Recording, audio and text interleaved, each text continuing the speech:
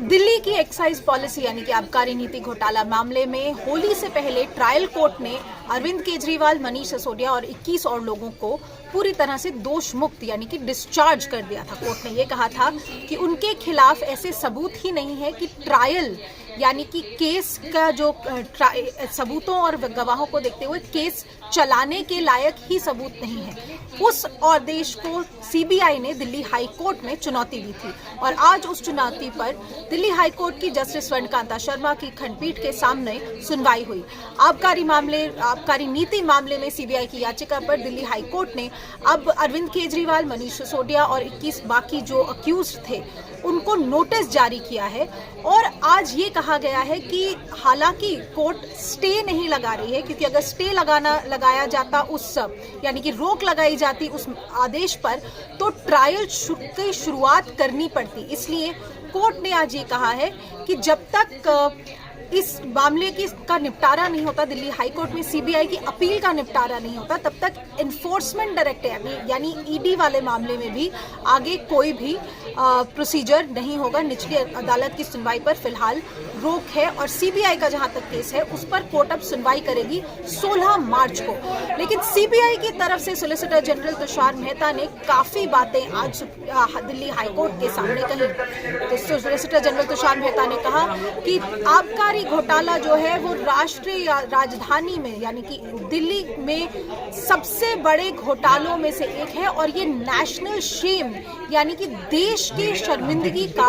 विषय है। और सॉलिसिटर जनरल ने ये तक आर्ग्यूमेंट में अपनी कहा कि कुछ लोगों को फायदा पहुंचाने के लिए ये पूरी नीति जो थी, ये पूरी पॉलिसी जो थी उसको बदला गया।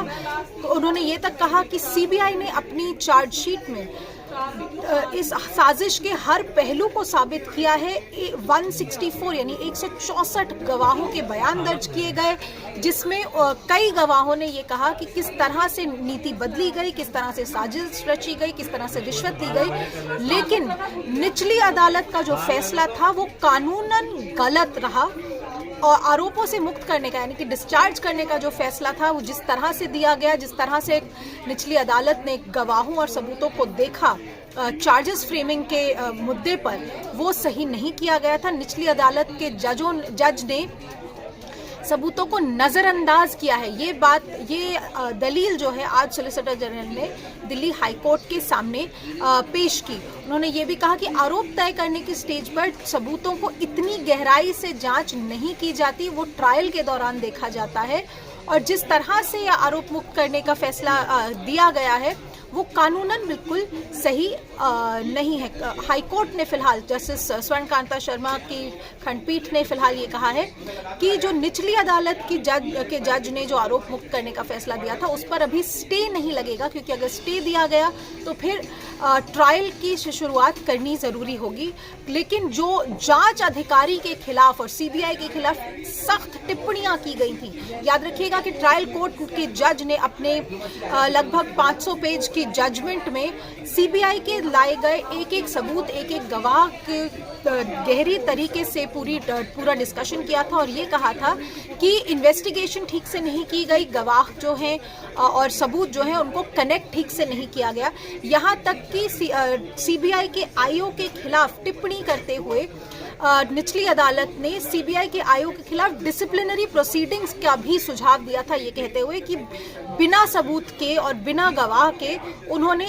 जो एक्साइज डिपार्टमेंट के अफसर हैं उनको लपेटने की कोशिश की और जानबूझ के, ये जानते हुए कि वो उनके पास जो सबूत हैं वो ट्रायल के लिए काफ़ी नहीं है, लेकिन सीबीआई के आईओ ने ये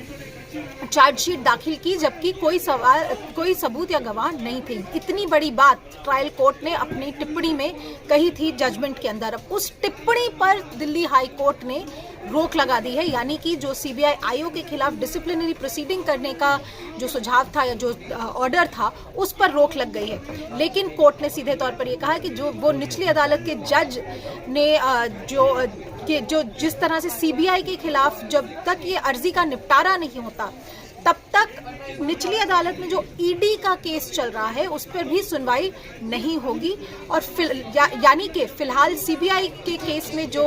रिलीफ मिली है, जो राहत मिली है केजरीवाल, मनीष सिसोदिया और बाकी लोगों को, उस राहत का, उस जजमेंट का हवाला देते हुए इन्फोर्समेंट डायरेक्टरेट के केस पर रोक लगाने की याचिका फिलहाल ये लोग नहीं लगा पाएंगे। तो अब 16 मार्च को जब दिल्ली हाईकोर्ट में सुनवाई होती है, उसमें क्या होगा ये देखना बड़ा दिलचस्प रहेगा। नई दिल्ली से अनीशा माथुर।